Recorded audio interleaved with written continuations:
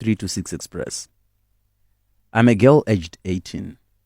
Due to poverty, I dropped out of school and started to work as a maid. I am a candidate for this year. I registered maths and science. So I have young sisters and a brother who are still at school.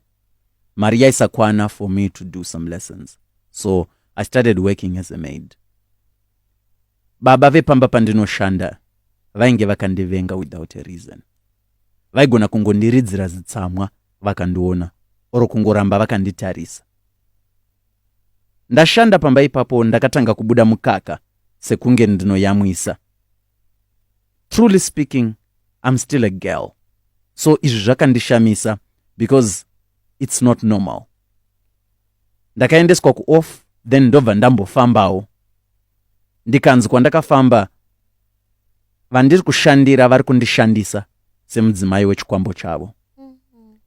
Ndakanzi ukaramba uripo kuroorwa kwako kuchanetsa nekuti umhandara uchashayikwa. Ndakashandirwa zvikapera. Now my problem is being a candidate for this year. I'm not doing any lessons. Nekuti mari yema-lessons ndiyo yandaida kureiza kwandaishanda.